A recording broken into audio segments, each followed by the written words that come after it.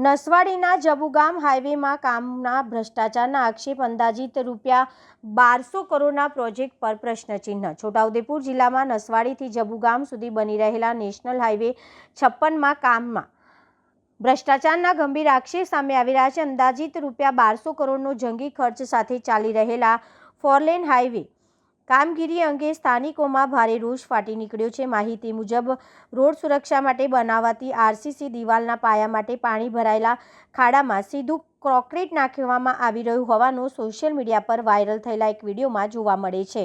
ધાસિયાથી જબુગામ સુધીના માર્ગ પર પાણીનો યોગ્ય નિકાલ કર્યા વિના સિમેન્ટ નાખવામાં આવતું હોવાના દ્રશ્યો ચર્ચાનો વિષય બન્યા છે। સ્થાનિકોના સવાલ છે કે જો સિમેન્ટ પાણીમાં ધોવાઈ જતું હોય તો કામની ગુણવત્તા કેટલી ટકાઉ રહેશે। આટલા મોટા પ્રોજેક્ટના સ્થળ ઉપર એન્જિનિયર અથવા સુપરવાઇઝર હાજર ન હોવાના પણ આક્ષેપો થઈ રહ્યા છે।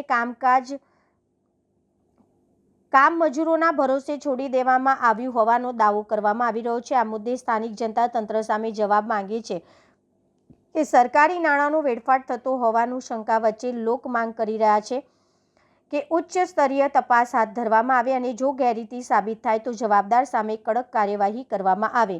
હવે જોવાનું રહ્યું કે સંબંધિત તંત્ર આ આક્ષેપોને ગંભીરતાથી લઈને તપાસ કરશે કે નહીં।